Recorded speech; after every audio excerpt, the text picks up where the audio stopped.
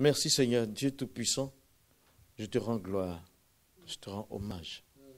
Et nous te bénissons au nom de Jésus pour la suite, la fin de cette journée.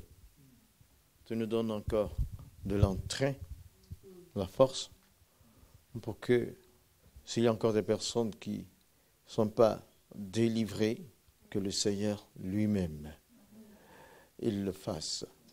Merci s'il y a des personnes malades, encore, qu'il guérisse au nom de Jésus. S'il y a de nouvelles personnes, merci Dieu Tout-Puissant. Que ton nom soit béni.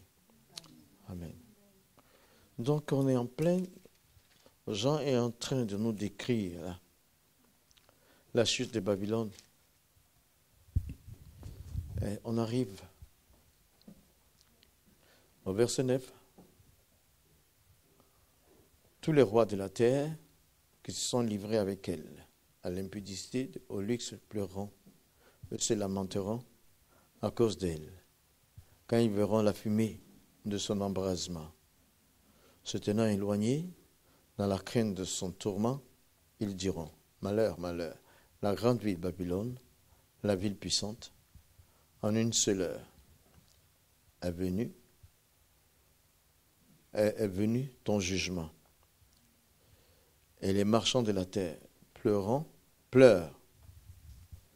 et sont dans le deuil à cause d'elle, parce que personne n'achète plus leur cargaison. Cargaison d'or, d'argent, de pierres précieuses, de perles, de fin lin, de pourpre, de soie écarlate, de toute espèce de bois de senteur, de toute espèce d'objet d'ivoire, de toute espèce d'objet en bois, très précieux, en airain, en fer et en marbre, de cinnamome, d'aromates, de parfums, de myrrhe, d'encens, de vin, d'huile, de farine, de blé, de bœuf, de brebis, de chevaux, de chars, de corps et d'âmes d'hommes.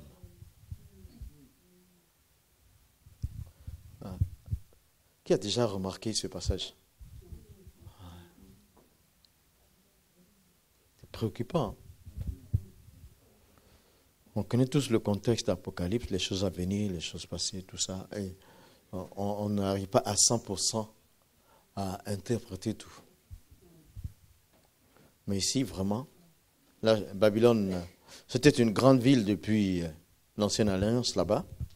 Mais aujourd'hui, cette ville existe de façon spirituelle encore.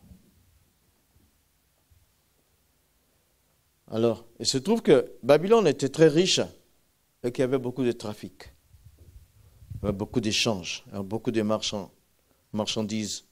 Et il y avait beaucoup de villes qui travaillaient en même temps, qui venaient là, qui prenaient, qui achetaient, qui faisaient tout. Il y avait un grand trafic. Donc, ce soir, c'est vrai que le produit c'est l'homme, nous allons nous intéresser à l'âme de l'homme. Si elle est asservie quelque part, il faut que Dieu délivre. Ici, nous constatons le verset 11, il nous dit, les marchands de la terre pleurent, sont dans le deuil à cause d'elle, que personne n'achète plus leur cargaison. Parce que ils allaient là-bas vendre leur cargaison. Ils échangeaient beaucoup de marchandises à Babylone. Ici, ça peut symboliser une Babylone spirituelle. Par exemple, Marseille, Paris et tout ça, même à Abidjan. On pense beaucoup à Rome. Les Italiens, ils sont bons, les Romains, c'est bon, mais... Et quand on arrive au verset 12, des cargaisons d'or. Ah! d'argent, de pierres précieuses. C'était une richesse fabuleuse, des échanges, beaucoup, des commerces très forts, des pierres précieuses, des perles, des fins lins, des poupes de soie, tout. On a ici l'image d'une bijouterie. Tu rentres dedans, il y a de l'or, il y a de l'argent, il y a des pierres précieuses. Tu vends, tu achètes, tu t'en vas. Il y a des perles, des fins lins, des poupes, des habits, des vêtements. Il n'y a pas de vêtements de tous les jours. Il n'y a pas d'habits d'ouvrier. Est ce que je porte tous les jours? Non. Des choses rares. Et puis après, on se retrouve avec toute espèce d'objets d'ivoire, toute espèce d'objets en bois très précieux, des reins et de fer, de marbre, aromates de parfum, myrrhe, d'encens, de vin, d'huile. Il y a des caves,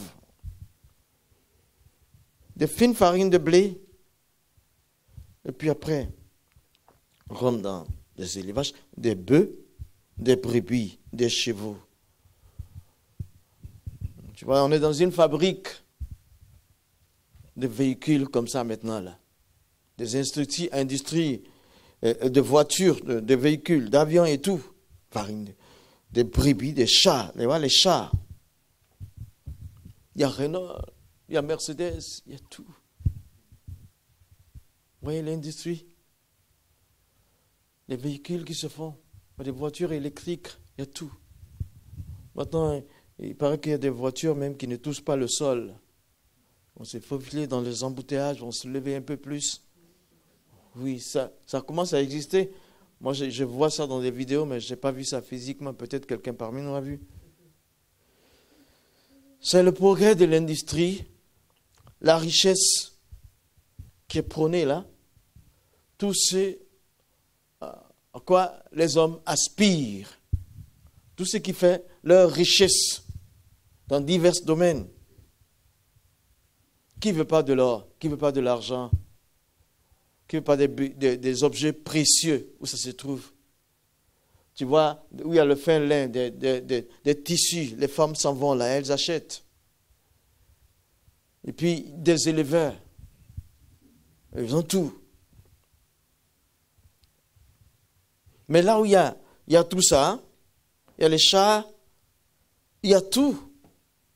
Il y a aussi le corps physique.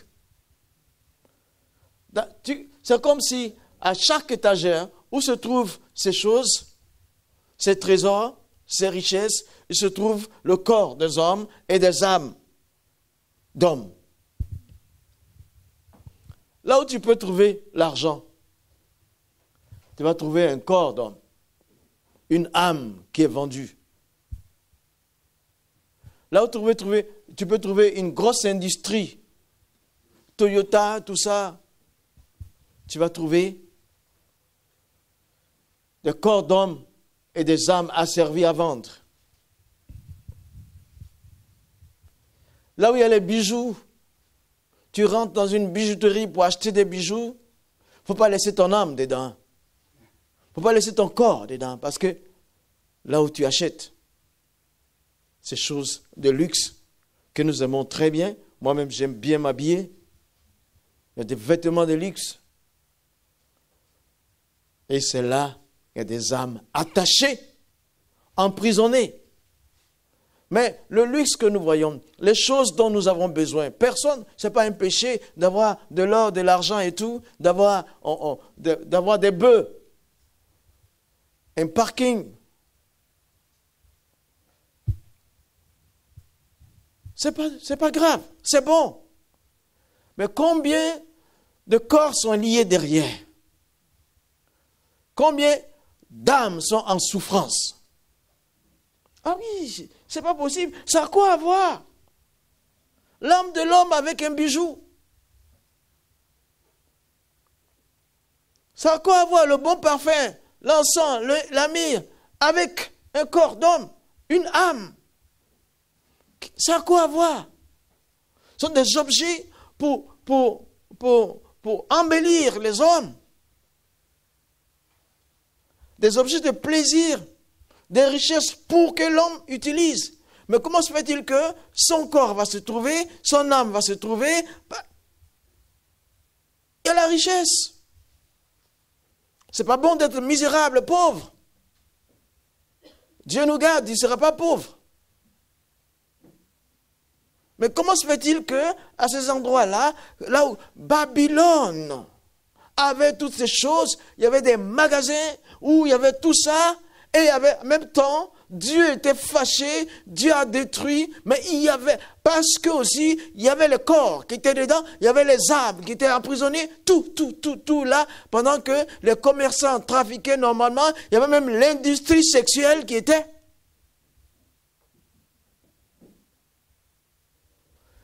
Est-ce que ça ne ressemble pas à aujourd'hui? Vous voyez, j'ai une grosse bague là, une bague de mariage. Chez nous là-bas, c'est quoi? C'est Rickless ou quelque chose. Rickless. Une bijouterie qui est là depuis plusieurs années.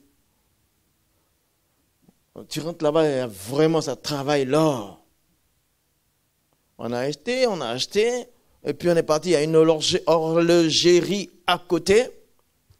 Et nous avons gravé dedans 2 Timothée 1, 12, je sais en qui j'ai cru à l'intérieur de notre bague, de l'or que Dieu nous a donné. Combien de personnes aujourd'hui, quand elles voient, va chez Toyota, combien de personnes sont esclaves? Va chez Samsung, combien d'âmes restent?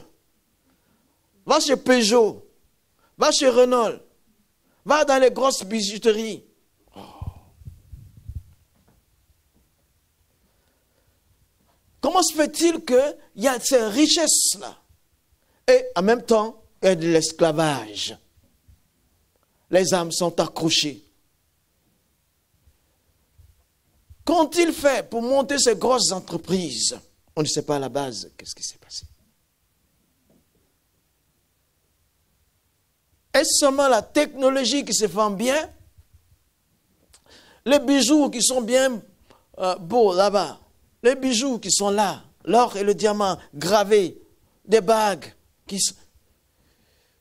Comment est-ce qu'on les a eus? Parce qu'il y a des âmes qui sont esclaves, qui sont attachées. La manière dont l'acquisition a été faite, la manière dont la vente se fait, la manière dont ça attire les cœurs, ça peut aussi attirer les âmes. Et quand elles vont pour acheter, qu'elles s'en vont, et même quand elles regardent, qu'est-ce qu'elles font pour venir acheter? Ça peut garder leurs âmes esclaves. Moi, je vois un bijou qui coûte des millions, je n'ai pas, mais ça me capte en même temps. Quelle stratégie je vais faire pour avoir ces millions pour acheter ça? Et cette belle voiture, dernier cri.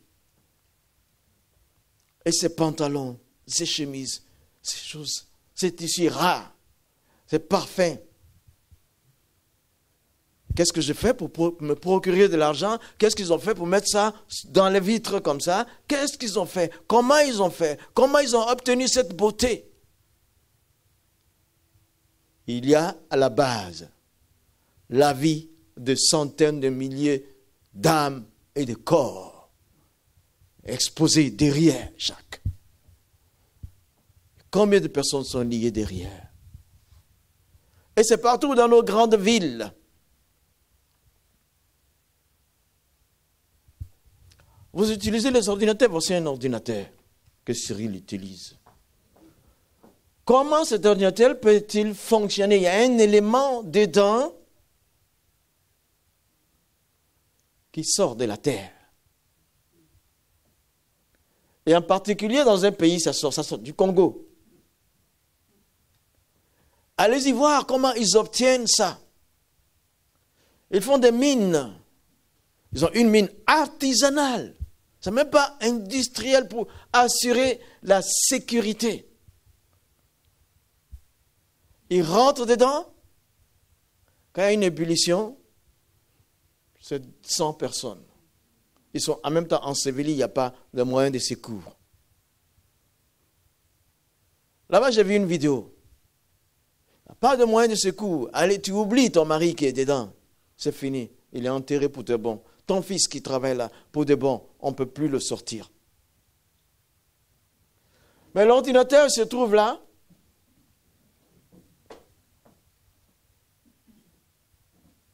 Derrière les étagères, quelque part, après. Il y a des âmes. Il y a l'esprit de mort derrière. Il y a le viol. Il y a la dictature. Il y a la sorcellerie. Il y a la magie. Il y a des divinations. Il y a des trompes. Il y a des subtilités qui ont gardé des âmes asservies. Et des fois, il y a des personnes qui travaillent 20 ans, 30 ans dans ces industries, ne sont pas pauvres, ne sont jamais riches, n'avancent pas, ne sont pas en joie, sont tous tristes. Ils sont tristes, mais ils continuent de faire le même travail sans se lever, sans profiter. Mais ils font le travail. Leurs âmes sont liées à chercher les clients. Ils sont vendus.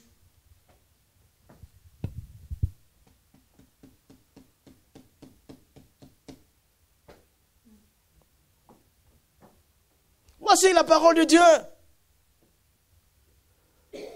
Nous sommes des enfants de Dieu. Nous ne devons pas être misérablement vêtus. J'ai horreur de ça.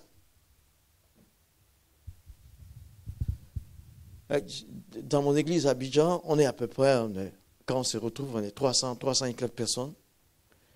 Mais tu vois, c'est une église. On a commencé il y a 23 ans maintenant. Les gens qui acceptent Jésus, qui sont éjectés, des étudiants, des élèves.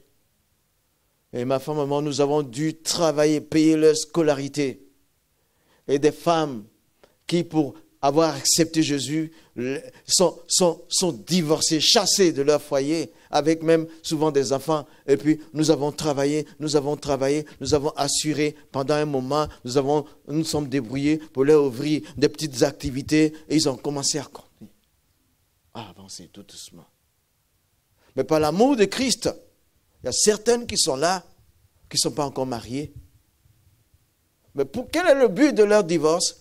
Parce qu'ils ont reçu Jésus. Et cette église, vous comprenez, et les gens, il y a des orphelins de guerre et tout, ils sont là. Mais moi, il y avait cette misère. J'ai compris. J'ai dit non, on ne peut pas continuer comme ça. Si tu as reçu Jésus, tu dois travailler, tu dois t'occuper de toi-même, tu dois te dévêtir de cette misère. Alors, comment faire pour passer le message? Je travaillais moi-même. Je faisais l'évangélisation. Je commençais à me saper pour venir à l'église, me saper bien. M'habiller très bien. On se vient, et puis après, on se dit à tout le monde, il faut qu'on change les choses. Je ne dis pas de porter les choses riches, mais d'avoir des habits bien repassés. Je ne veux pas d'odeur de transpiration. Propre. Sans toi, travaille. Et puis, donc les gens ont commencé. C'est fini. On a fini ce cap-là. Le dimanche, quand tu vas dans cette église-là, avec joie, ça danse. Et puis c'est bien vêtu. Bien vêtu. Personne ne vient avec... non, mais devant le Seigneur, on adore Dieu avec les vêtements, on adore Dieu avec le cœur, on adore Dieu avec le contenu des poches. Arrange-toi. Si tu fais une offrande, tu fais pour Dieu. Et là, on a appris. Maintenant, il commence à aller. Tous ceux qui étaient des étudiants là, on a dû payer médecine, 8 ans. Ils sont juste des médecins. Les médecins, et à l'église, ils se marient. Ils ont trouvé une très jeune fille là-bas, bien. Et les parents ont commencé à dire, mais nous avions pensé que quand nos enfants seraient des chrétiens, ils ne pourraient plus être des gens bien. Mais ils ont vu qu'en devenant chrétiens, on est affranchi, et puis on a affranchi d'autres. Et ils se sont rapprochés. son projet. Bien s'habiller. Mais ça crée la convoitise. Comment ces âmes sont-elles là? Quand tu viens acheter une montre luxueuse, il y a une âme qui pleure là-bas. Parce que qu'est-ce qu'elle a fait aussi pour pouvoir se maintenir dans son travail? Et à tout ça.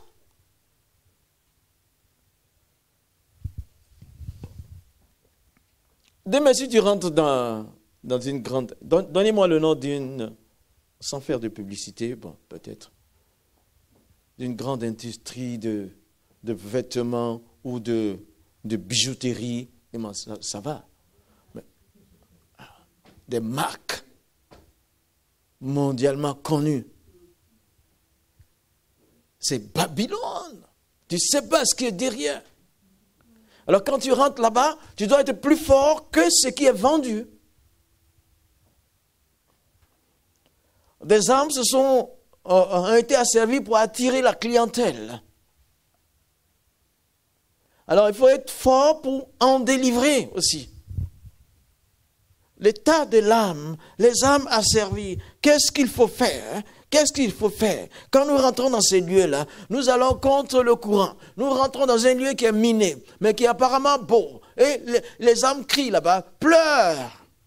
Mais on le sourit, vous comprenez? Le sourire commercial, hein? C'est comme le test de l'air. Monsieur, vous avez terminé? Vous dites, c'est commercial. Des fois, tu laisses ton contenu de poche là danser. Mais voilà, ici, l'âme de l'homme est vendue. L'âme de l'homme est asservie. Les corps sont à l'avance destinés à des divinités opposées à Dieu. Parce que tout a été fait. Et chez nous, il y a une génération de personnes qui maîtrisent l'informatique. La Côte d'Ivoire est très avancée dans le domaine de criminalité, dans l'informatique, cybercriminalité. À partir de 16 heures, même le week-end, on bloque tout. Tu vas en ville, il y a des rues où on vend le matériel informatique, ils sont fermés à 16 heures. Parce que c'est bloqué. Il y a des opérations où le pays est exempté. Il y a des transferts d'argent du côté informatique. Quand on dit Côte d'Ivoire, on met croix rouge. Parce qu'ils ont maîtrisé l'outil informatique pour le progrès, mais ils ont maîtrisé ça pour l'asservissement de leurs propres âmes. Et donc souvent, en Europe, ici, ils ont pris beaucoup de personnes, ils ont amené beaucoup de personnes au suicide parce qu'ils se sont... Mais comment quelqu'un peut aimer une femme qu'il n'a pas vue? Simplement, donne-moi 18 000 € et va envoyer. Après, se rendre compte que tu ne verras jamais cette personne-là. Derrière, il n'y a pas que la maîtrise de l'outil, mais il y a des forces occultes. Ils ont commencé à bien séduire les gens, mais après on a remarqué que ces jeunes-là sont hyper riches. Et puis, tu ne peux pas comprendre, même quand les autorités policières les arrêtent, ils ne peuvent pas rester longtemps, parce qu'ils ont beaucoup d'argent. Donc, finalement, on les appelle les brouteurs. Ils font brouter les gens, tu vois, ce sont les animaux qui broutent. Ils broutent les sous parce que eux-mêmes, leurs âmes sont quelque part là. Ça fait que s'il est en contact avec quelqu'un, la personne est automatiquement envoûtée. Une histoire, parce qu'on ne va pas être là, on va essayer de prier. C'est ça. Si quelqu'un pense qu'il a encore des démons sur lui, on va prier. C'est celui qui délivre, c'est le Saint-Esprit. Et c'est par l'onction de la parole que ça se passe. J'étais en train de conduire et il y a un des jeunes qui est dans une autre ville qui m'appelle. Papa, j'ai garé la voiture. Il me dit, il y a quelque chose qui se passe. Je dis quoi? Dis-moi. Il dit, je suis en train de regarder en direct l'argent. L'argent, tu regardes l'argent en direct? Oui, papa. Explique-moi bien. Je me suis bien attaché. Bon, il y avait ma ceinture, mais j'ai acheté 2 fois. Qu'est-ce qu'il me dit? Il regarde l'argent. L'argent, il faut l'avoir d'abord pour le regarder. Il n'est pas à exposer, l'argent. Les billets de banque, les billets de 10 000 francs, il me dit. Je dis, qu'est-ce qui se passe? Il y a un cimetière quelque part. Dans la ville, là, c'est la ville de Divo. Iré, une ville qu'on appelle Iré. Dans cette ville, il y a de l'or, il y a l'exploitation d'or. Que des Hollandais, ils exploitent là-bas. Dans cette ville-là, il y a un cimetière. Et je suis en face du cimetière. Je suis en train de voir quelque chose. La route, de l'autre côté de la route, il y avait... Mais, Cyril, ça va aller, hein? Oui. Parce qu'il y a des choses... Il y avait un serpent qui était là et qui vomissait des billets de banque.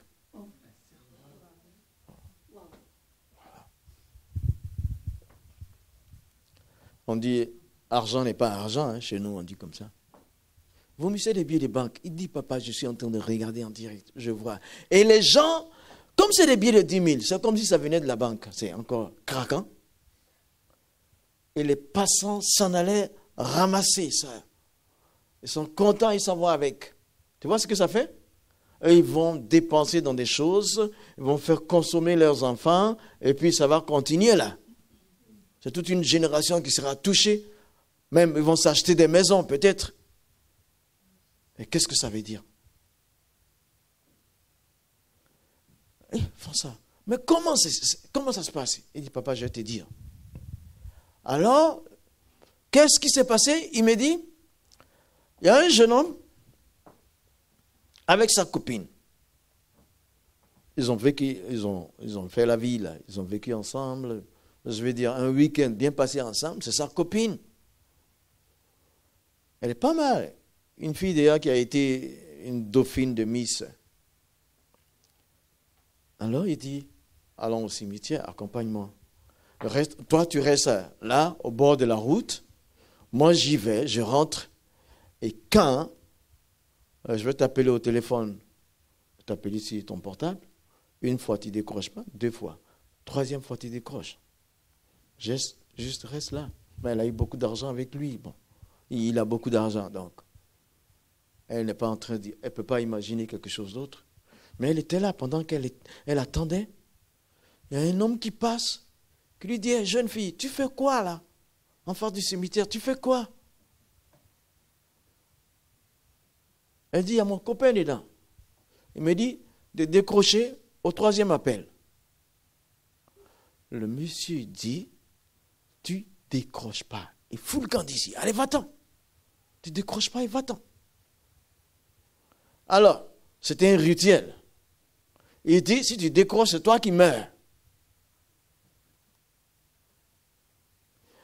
Donc, le jeune à l'intérieur, il a appelé 1 fois, 2 fois, 3e fois. Elle n'a pas décroché.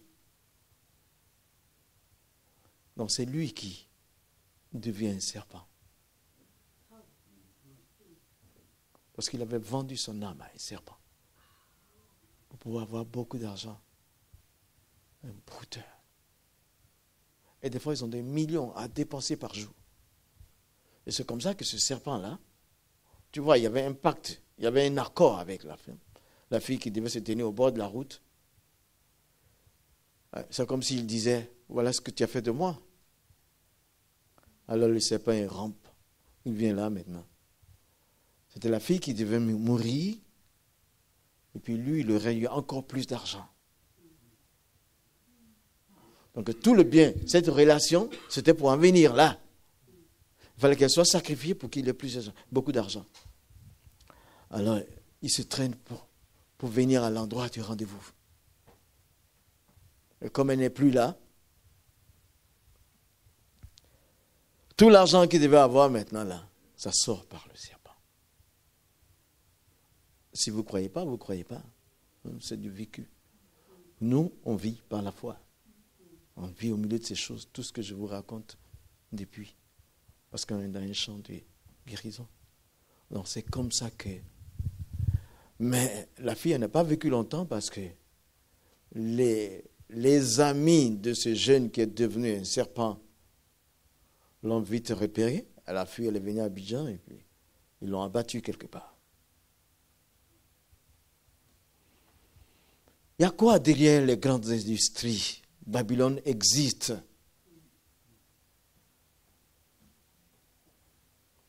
Il n'y a pas que le travail ingénieux et la compétence technique, les NT qui sont en marche.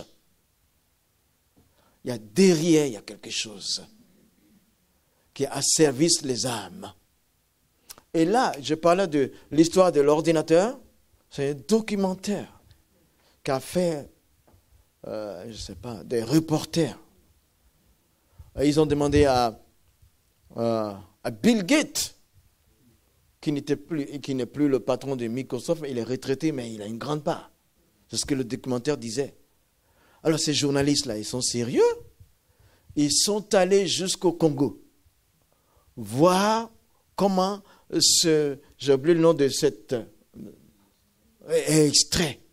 Quand ils ont vu, il y avait même une femme qui était en train d'allaiter un autre enfant. Son mari, qui avait 42 ans, était allé là-bas pour sortir cette chose rare. Et il y a eu ébullition, il est mort. Et puis même quand ils sortent, ça coûte que quelques dollars pour gagner des millions plus tard. Alors, elle était en train de dire, c'est un village, hein. Elle était en train de dire, je suis en train d'élever des enfants, mais ils vont aller là-bas encore, tu vois. Celui-ci, quand il va grandir, il va retourner. Il y a déjà des enfants qui jouent au ballon, là, de 10 ans, 8 ans, qui sont entraînés pour pouvoir entrer dans les mines, là-bas, et pouvoir mourir. Leurs âmes sont esclaves. Mais l'ordinateur, après, quand ça fonctionne, des fois, tu ne comprends pas pourquoi ça t'entraîne à regarder des choses qu'il ne faut pas regarder. Il y a des âmes qui sont esclaves. Il faut avoir le Saint-Esprit pour en faire bon usage. Il faut retourner l'usage de cet ordinateur, d'Internet, pour la gloire de Jésus. Les âmes sont asservies. Les âmes sont... La Bible nous explique tout. Dans la même étagère, il y a une étagère où il y a un corps qui est là. Tu vois, tu ne vas pas le voir physiquement, mais il a été sacrifié, il a été asservi pour que ce diamant soit si beau.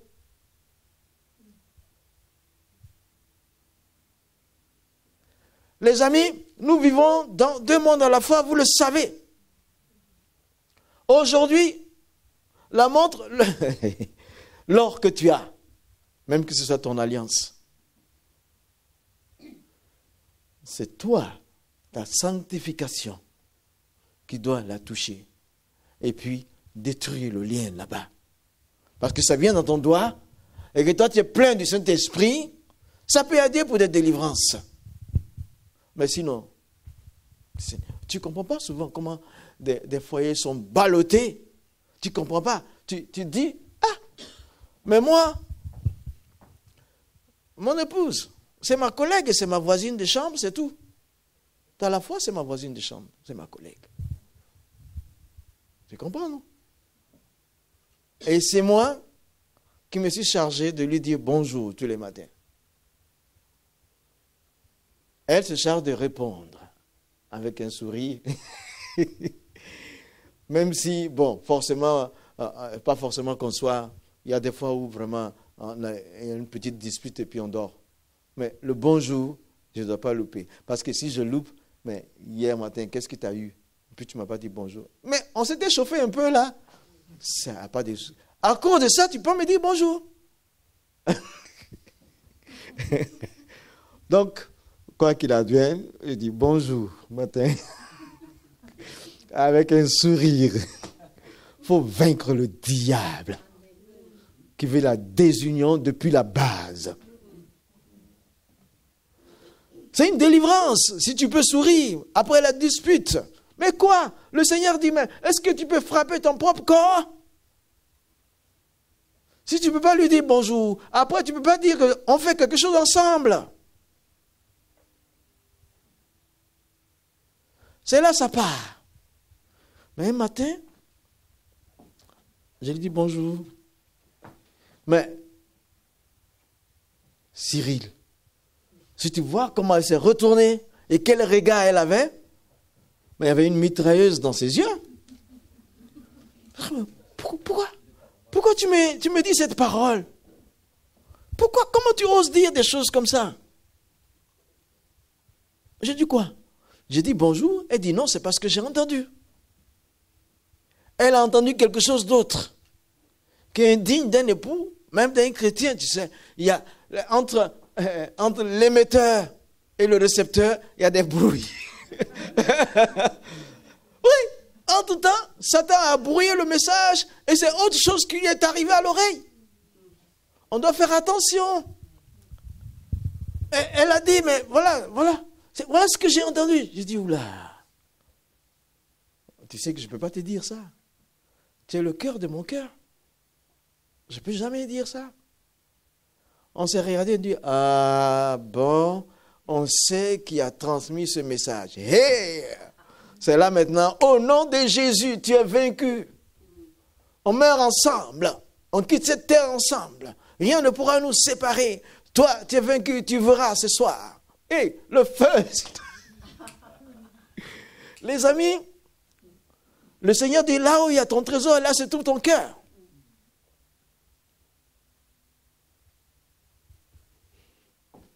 Cyril, tu feras attention quand tu vas acheter des beaux objets pour Véronique. Mais c'est vrai. Tu vas faire attention. Mais regardez, moi ce texte, ça m'a travaillé.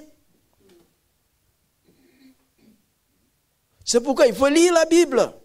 On lit la Bible. Je l'ai déjà lu 2 fois. Quoi? Chaque année, tu dois tout lire. Une fois, au moins une fois. Toute la Bible. Mais ça, c'est quelque chose. Maintenant, cette âme, ces âmes-là qui sont là, tu vois leur peine. Ils sont dans le diamant. Ils sont dans l'industrie. Ils arrangent les voitures, ils les touchent, ils les embellissent, ils les repartent, ils leur donnent de l'entrain, de la beauté, tout ça, et eux, ils ne sont pas joyeux, ils ne sont pas heureux, ils sont mal à l'intérieur, ils ont mal à la vie. Vous avez compris ça? La maladie de la vie, mal à la vie. Tu es tellement oppressé, manque de joie, que tu ne vois aucune raison à l'intérieur de toi pour vivre, sans objectif, sans but. La maladie de la vie, c'est errer. Ils sont comme ça. Et quand ils meurent, ils vont où? Ce n'est pas les voitures qui vont les sauver. Dans toutes les industries, ils sont là. Et toi-même, tu travailles dedans. Tu es ingénieur en quoi? Qui est ingénieur en quelque chose ici? Ah, toi. En quoi? Marine offshore? Moi, je travaille offshore. Ah ouais, tu vois, en contact avec la nature. Hein. C'est le pétrole, c'est les choses. Je ne travaille pas là-dedans. J'étais ingénieur et je ne travaille pas là-dedans. Ah, tu étais ingénieur. Ouais, mais voilà, tu es ingénieur. Ingénieur, souvent, c'est comme docteur. C'est un sommet, hein. Après, quand tu es ingénieur, tu dois chercher autre chose. Tu es arrivé au sommet. Mais dans tout. Tu vois les esprits des eaux, là? Là où on enlève le pétrole. J'ai travaillé pendant 9 ans. C'est là que, heureusement, le Seigneur est venu. Il m'a visité dans cette cabine-là. J'ai lu le témoignage. Mais, tu comprends? On s'en va au forage, là. Il y a un endroit qu'on appelle le floor. Là, le floorman, il tourne. Il y a des pipes qui descendent jusqu'à la fin de l'eau, de la mer, là. Maintenant, pour percer, pour faire un puits de pétrole. Et il y a des plongeurs qui font descendre un scaphandre sous les eaux. Et la porte s'ouvre. un grand vent qui ouvre la porte, ils descendent. Ils font leur connexion. Et ils remontent et sortent. L'homme a de l'industrie. L'homme est intelligent. Mais il est en même temps en contact avec les esprits des eaux, avec tout ce qui est satanique à l'intérieur. Et quand il ressort avec cet argent, ils sont bien payés. Sans Jésus, ils sont aussi asservis. Leurs âmes sont là, dans tous les domaines. Le diable attend. Et ce n'est pas pour ça que nous n'allons pas travailler, ce n'est pas pour ça que nous n'allons pas faire des diplômes d'ingénieurs. Nos enfants le feront, nous avancerons. Mais quand nous arriverons là-bas, nous arriverons avec Jésus. C'est ça. C'est ça, mes amis. Est-ce que je suis en train de dire quelque chose à quelqu'un ce soir? Peut-être parmi nous, ici, quand cette parole passe, tu vois des traces en toi. Tu ne sais pas pourquoi tu aimes tant cet objet qui est là dans ce... Ouais. Il y en a, des fois quand je viens, il y a une jeune sœur là-bas, là, une de mes filles spirituelles. Papa, si tu vas, tu m'apportes des parfums, hein? Des parfums. Un style odeur. Un parfum comme ça. Et je me parfume, hein?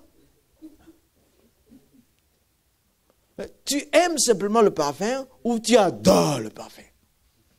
Tu aimes simplement l'or ou tu adores?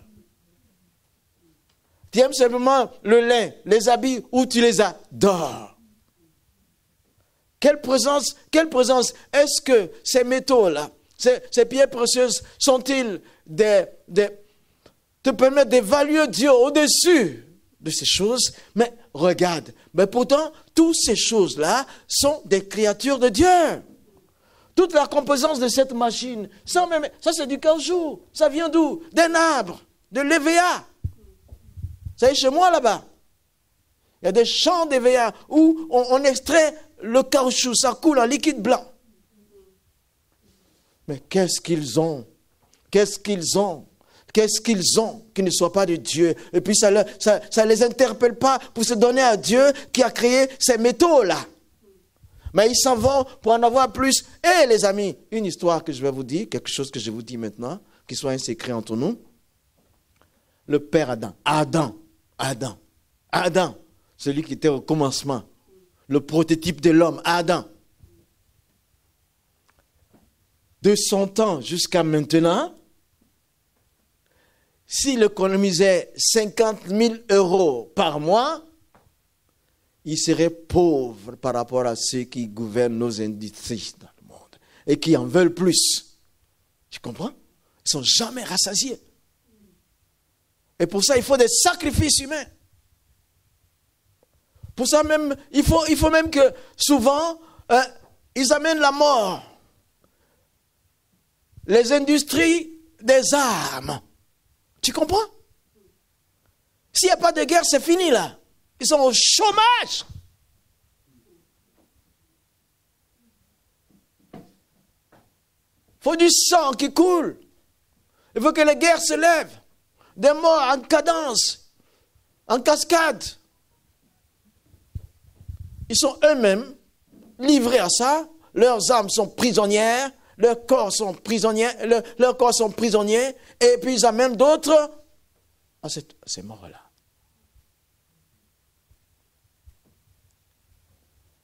Je vous interpelle. Je vous appelle.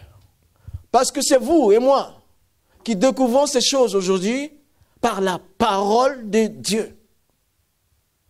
Tout est ici, dans cette parole. Tout est là. Les grandes écoles, les universités, tout est à partir de la Bible. Sauf tout ce qui est pécheresse, ou tout ce qui est pécheur. L'industrie du péché n'existe pas dans la Bible, mais tout ce qui permet de progresser, qui se fait apprendre, est dans la Bible. C'est le disciple-là. Parce que le mot disciple, ça vient d'étudiant, apprenti. Alors, on a dit les grandes écoles. C'était la grande école avec Jésus pendant 3 ans. Nous savons ces choses aujourd'hui. Quel est ton état? Comment tu te sens? Est-ce que tu te sens interpellé? Est-ce que tu sens que ton âme est esclave quelque part dans ces choses-là? Ou bien tu connais quelqu'un qui est dedans?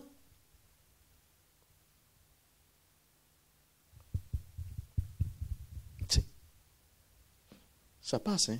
Le Saint-Esprit est en train de te parler. Si tu as un besoin dans ce sens-là, tu seras volontaire pour qu'on prie pour toi. Et même c'est pourquoi,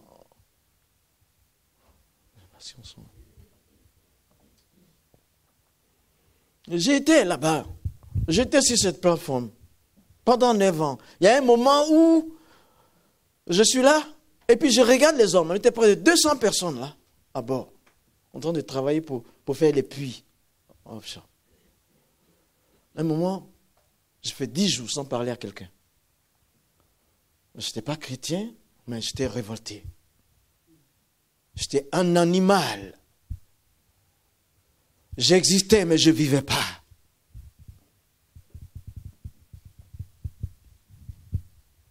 Le soir, le matin, je vais à mon lieu où je dois travailler, je porte des utiles, et il y a une fois un jeune Américain, un électricien, là. Il est arrivé, il m'a demandé un tournevis. Il dit, donne-moi ton tournevis, prête-moi pour quelques instants, j'ai quelque chose là. Et c'était un problème, c'était une guerre. Mon cœur est fâché, sans raison. Je dis, quoi? Tu ne sais pas comment on travaille ici? Chacun d'entre nous est là parce que chacun a sa capacité, c'est pour ça qu'on est là. Tu dis, time is money. Et moi, je fais quoi quand je te prête mon utile? Tu ne connais pas le warehouse, tu ne connais pas le magasin. En sortant le matin, il est conseillé que chacun prenne son utile. Tu veux quoi? Simplement, je suis fâché. Je ne sais pas qu'est-ce que les humains m'ont fait. Mais avec toutes les pressions, tu n'as pas le Seigneur. Et tu regardes les eaux, tu regardes des fois, il y a des baleines qui sautent là-bas, il y a tout. Et puis, le pétrole. Regarde les guerres à cause du pétrole. Ceux qui en ont plein, leurs âmes sont prêts à être sacrifiés. Ceux qui en veulent, ils sacrifient des âmes. Hein? Le pétrole, hein? Il ne faut pas avoir de pétrole pour être en paix. Donc, il ne faut pas être riche pour être en paix. Est-ce que nous comprenons que le temps de ces choses est aboli, est arrivé maintenant? La fin de ce temps, parce que Jésus arrive bientôt. Il faut régler ça, il faut délivrer les gens. Il faut marcher dans des magasins. Quand tu arrives dans ton cœur, tu pries. Tu délies les esprits qui sont là. Tu ne t'accordes pas l'envie, tu ne convoites pas quelque chose que tu veux avoir. Si tu ne l'as pas, tu ne l'as pas. Et quand tu as l'argent, tu l'auras.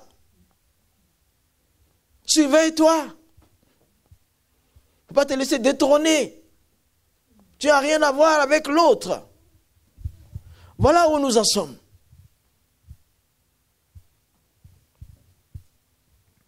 Je ne pouvais pas sortir de ce lieu-là.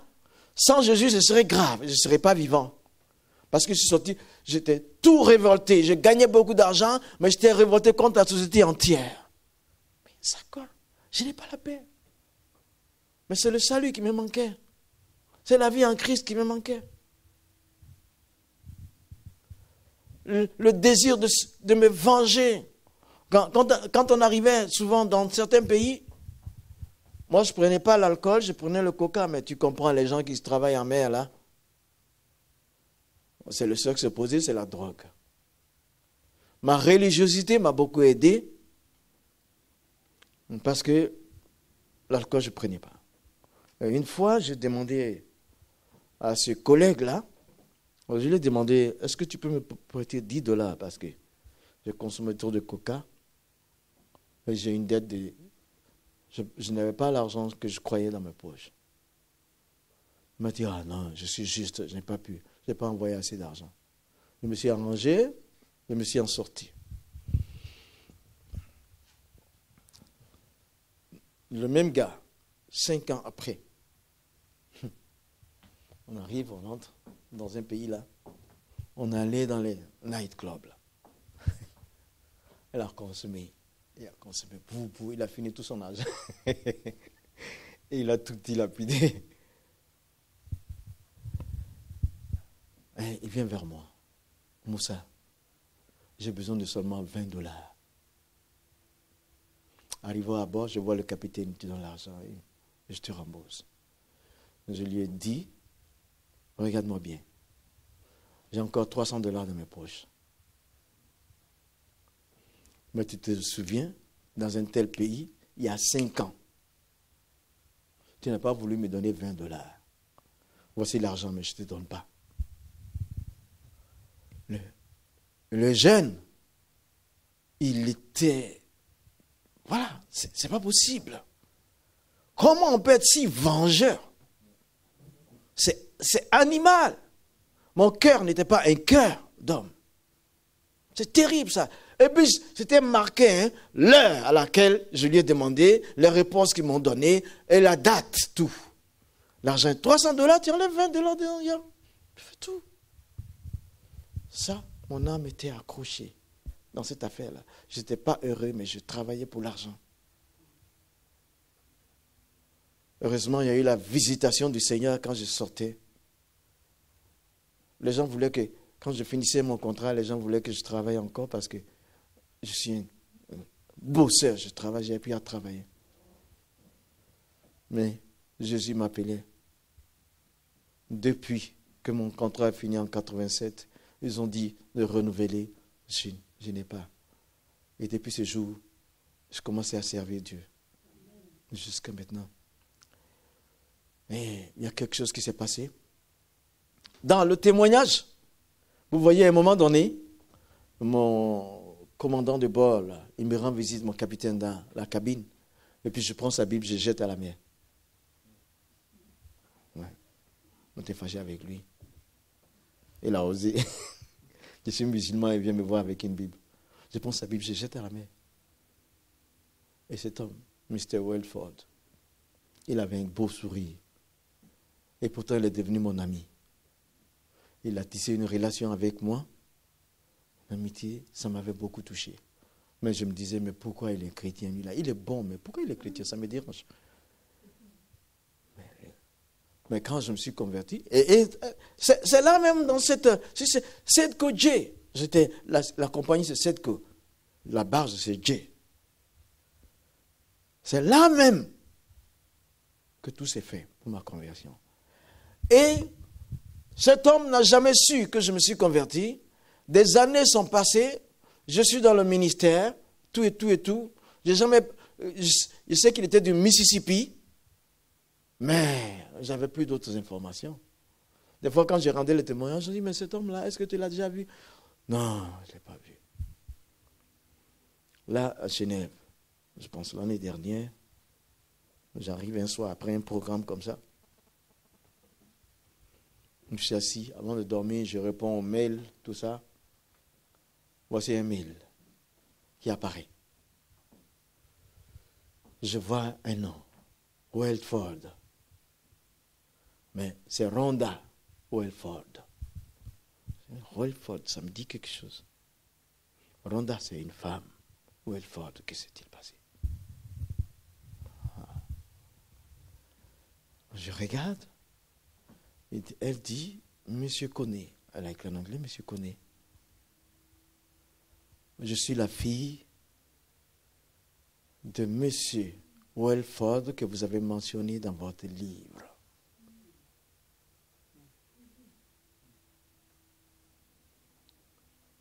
Elle dit, il a continué dans la foi. Et puis elle a dit, he passed away in September. On était en octobre. Et le frère venait de partir. En septembre. Je vous écris pour dire qu'il est mort dans la foi. On vient de l'enterrer en septembre. J'étais assis, mes genoux se cognaient, quoi. Et puis j'ai composé le numéro de téléphone qu'elle a mis. Je l'appelle. Je dis, mais oui, à Moussa. Je viens de lire ton mail. 30 ans sont passés. Mais comment est-ce que tu as su? Tu as pu faire la relation. J'ai jamais vu ton père après. Elle a dit, la version en anglais là, Mémoire of an Imam, ça a été traduit et imprimé là-bas, aux États-Unis, par Creation House. Donc ça, ils ont mis sur Amazon et ils avaient mis des publicités, des parties en publicité. Et pendant que M. Welford était malade, il y a un de ses fils qui allait là, sur Amazon pour acheter des choses, il reçoit une publicité, une partie du livre, et ça tombe, il voit le nom Welford, cette séquence-là, où je suis en train de lui parler, et je jette sa Bible, et puis il voit qu'il s'agit de son père. Comment ça?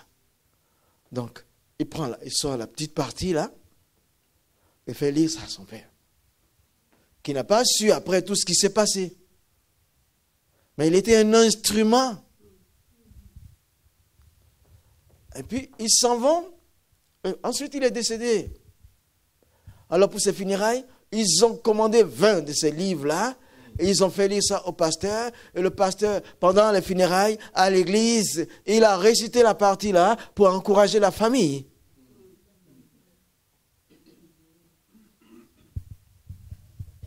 Le diable voulait garder nos âmes, mon âme là-bas, dans l'industrie pétrolière. Il a manqué car j'ai failli mourir pendant l'accident là. Et Jésus est venu me délivrer de ça. Dans quel état se trouve ton âme ce soir?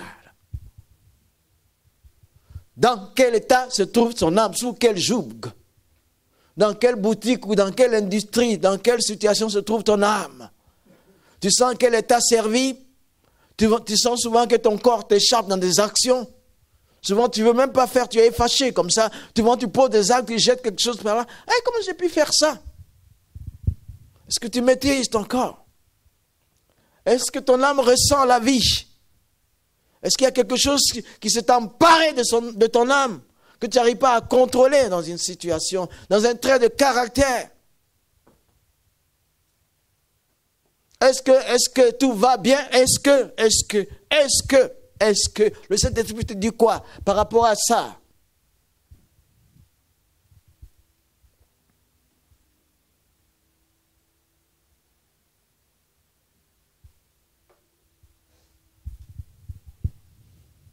Ça va?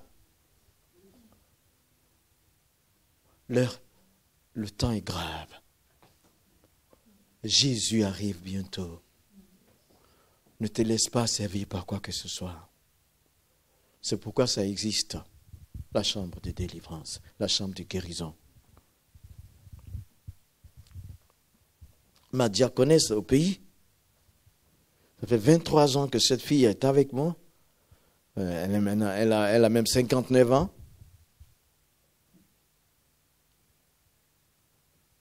Du moins, c'est la comptable de l'église.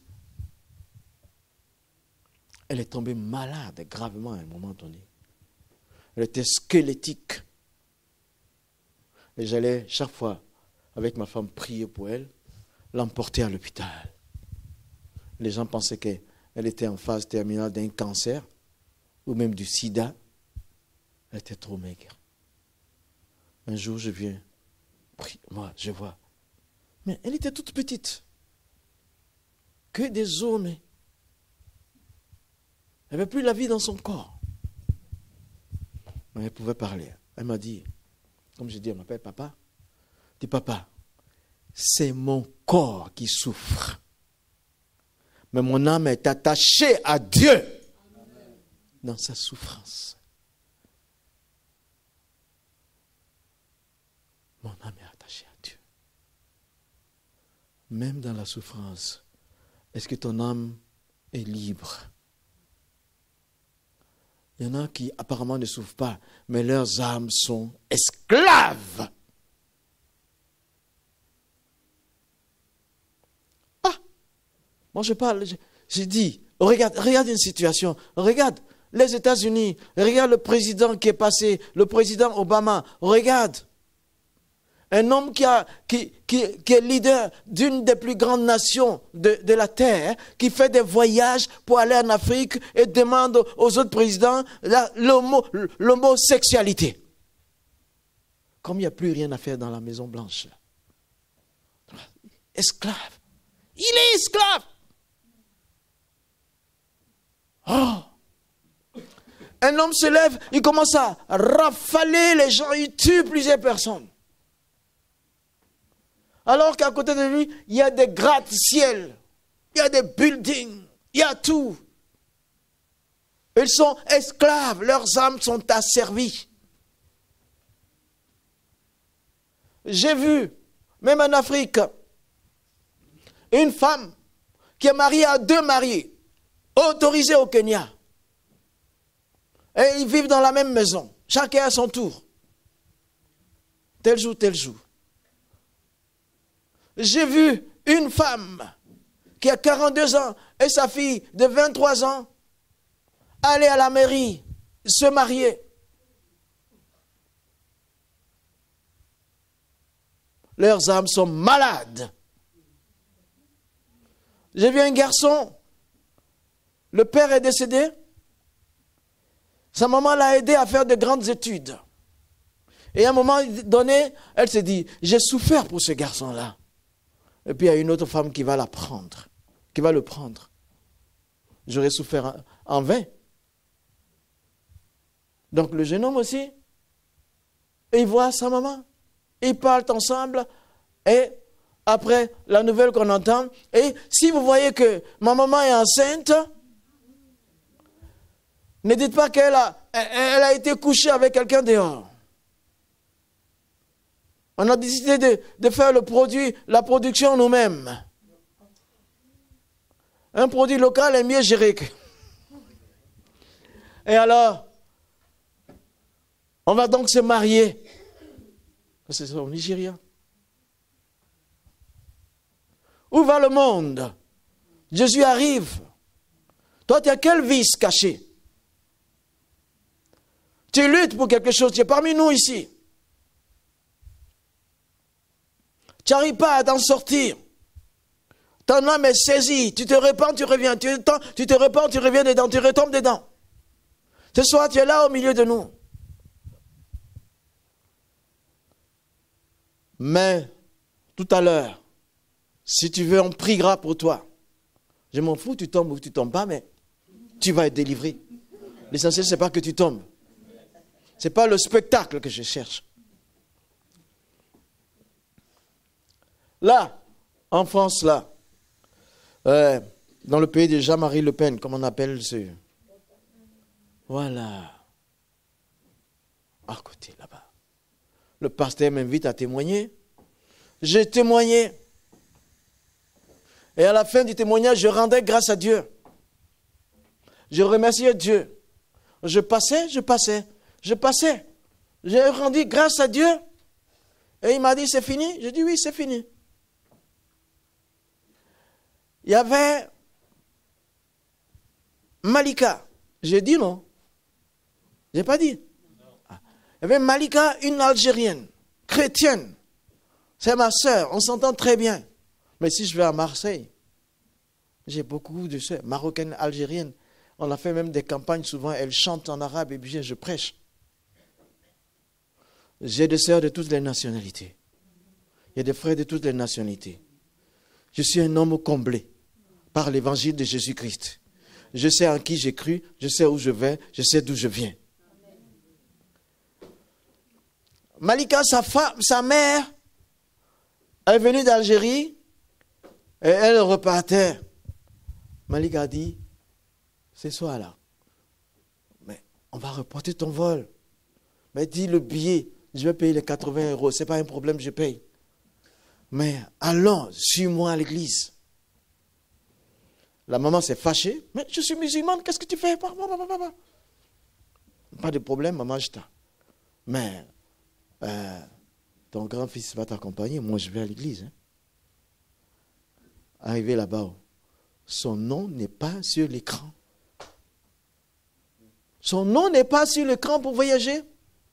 On dit quoi? Mais le bien, mais ton nom n'est pas là. Retour. Et ils ont appelé Malika. Malika dit à son frère, venez directement me trouver à l'église. Dieu est en train de parler à maman et toi aussi. C'est là ils sont venus. Ils étaient assis. Et elle, tu sais, des fois, quand on prend de l'âge, on est déboîté au niveau des reins et puis on marche un peu tordu. Là. La mère était comme ça quand elle marchait. Elle a invoqué tous les dieux de l'islam. Là. Ils ont tout fait. Elle marchait comme ça. Et moi, je marche au milieu dans les rangs. Je bénis mon Dieu. Après le message, je bénis. Et puis, c'est fini. Pasteur, tu as fini? Oui, j'ai fini. Il donne le micro. La maman, elle a senti quelque chose. Elle s'est levée, elle est toute droite. Crac! Les os se sont remis à leur place. Peu importe la vieillesse, bafouée, chasser la vieillesse, et les os se sont remis à leur place. Elle se lève, elle crie en arabe, elle parle à sa fille. Non, elle parle à sa fille. Regarde-moi. C'est comme si j'avais 18 ans. On se dit gloire à Dieu. Le matin à mon hôtel, je découvre que le pasteur m'a envoyé un mail. Moussa, je te raconte, tu as vu pour la maman de Malika, mais je te raconte quelque chose. Il y a autre chose qui s'est passé. Je dis quoi? Il y avait un jeune homme qui était là. Et quand je passais sur les rangs, dans les rangs, je l'ai un peu touché. Tu vois, une touchée affectueuse. Là. Moi, quand je vois les jeunes gens, mon cœur fond. J'aime trop la jeunesse. Il est touché. Alors que ce jeune, c'était un chrétien, mais il est venu là parce que le lendemain, il allait se faire opérer à cœur ouvert. Ce n'est pas une petite opération. Le pasteur m'apprend dans son mail que le jeune homme est parti avec ses parents pour l'opération le lendemain. Et puis on dit on va faire un truc de dernière minute, on va voir un peu quand même. Il regarde tout. Aïe. C'est comme quelqu'un qui n'a jamais eu mal au cœur. Hein. Le médecin dit, ah, mais tu es venu pourquoi? Il dit, mais voilà ce que tu as dit, on a rendez-vous pour l'opération aujourd'hui. Il dit, mais je ne vois rien là. Toi-même, tu sens quoi? Je dis, mon cœur, ah oui, je répète, normalement. Il dit, il n'y a rien. Regarde, tu n'as jamais été malade du cœur. Il dit, mais regarde les papiers que tu m'as donnés. Le professeur, cardiologue, regarde. Il dit, oui, j'ai donné ça, mais regarde, toi, tu sens quoi? Donne-toi un point sur le cœur. Et ils sont guéris. Ils sont guéris. C'est lui qui guérit. C'est lui qui guérit. C'est lui qui guérit. Là, dans le territoire français d'outre-mer, l'île de la Réunion, les Assemblées de Dieu fêtaient leur cinquantenaire en 2015. Ils m'ont invité comme orateur. C'est une belle île. Hein? C'est la France en miniature. Mais ce n'est pas comme les odeurs de pipi de Paris, là. C'est pas ça. Tu vois pas les chiens déféquer partout. Non, c'est vraiment bien ciré. C'est une île que Dieu a bâtie, quoi. Et là-bas, ce jour-là, j'étais à l'église. Je parlais comme ça. Et le groupe de louanges est derrière. Et le peuple est là. J'étais en train de rendre témoignage. Je parle. Et puis, hors de ce que je disais, il y a une pensée qui me vient en tête. Il y a une femme ici qui n'a plus ses trompes. En tout cas, elle est condamnée à ne pas avoir d'enfant. Mais Dieu dit qu'elle est déjà enceinte. Tu vois, quand tu fais des propos comme ça, là, ce n'est pas qu'elle va être enceinte, mais Dieu dit qu'elle est déjà enceinte. Après, tu dis, mais qu'est-ce qui se passe? Si quelqu'un, je peux te montrer les photos. Hein. Elle est déjà enceinte. Et puis je continue, je fais un appel à la conversion, tout, on prie pour les gens. Et puis, maintenant, il y a une jeune dame, hein, elle est petite de taille. C'est elle-même qui dirige le groupe de louanges. Elle vient me voir. Elle dit, pasteur, je suis concerné par cette parole. Elle pleurait déjà. Il dit, c'est seulement le vendredi. On a confirmé que je ne pouvais plus avoir d'enfant. J'ai dit, si vous n'êtes pas deux, si tu es la seule personne que la médecine dit que tu ne peux pas avoir, donc la parole te concerne. Elle pleurait. Elle pleurait. Pleurait. Mais avoir un enfant, j'ai dit, qu'est-ce que j'ai dit? Il dit que tu dis la personne est déjà enceinte. Maintenant, est-ce que tu te sens enceinte? Il dit non. Elle dit non. C'est seulement vendredi qu'on a dit. Mais si ça te concerne, c'est que tu es déjà enceinte. Si tel n'est pas le cas, ce n'est pas Dieu qui se trompe, c'est moi qui me trompe, mais il me convainc que tu es déjà. Elle pleure. Tu es marié? Son mari l'a rejoint. Le mari est comme ça, elle est comme ça. Il attrape les deux. Après, tu sais, on a fait les photos quand on va se séparer. Et il y a un frère là qui me suivait. Il arrive à notre niveau. Il dit au couple, rangez-vous bien, faites une photo avec le pasteur pour votre postérité. Ah! La fille commence encore à pleurer. C'est une confirmation. Et lui, il ne savait pas. Il dit, mais pourquoi elle pleure? Il ne sait pas ce qui s'est passé. Oh. Je suis venu à la base à Abidjan. C'est de là-bas que je pars toujours. Je suis venu. Et le pasteur Pascal Cariou, il est français, il a marié une réunionnaise. Et maintenant, la réunion, c'est... Bon, il m'a envoyé un message. Moussa, est-ce que tu sais que la jeune dame et son mari sont allés le lendemain en consultation? Elle porte 4 mois de grossesse. 4 mois! Et pendant que le diable disait, non, tu ne pourras pas, 4 mois de grossesse. Je vous parle devant le Saint-Esprit. Et ils m'ont envoyé récemment, l'enfant est né, tu vois le couple. Et ils ont mis ma photo pendant qu'on faisait pendant qu'on était ensemble, et la photo du bébé et le mari. Jésus, c'est palpable, c'est pas les mouvements, c'est pas l'apparence. Ce soir, si tu as un problème, on va prier que tu tombes, que tu t'assis, mais tu vas venir rendre témoignage que quelque chose s'est passé de positif.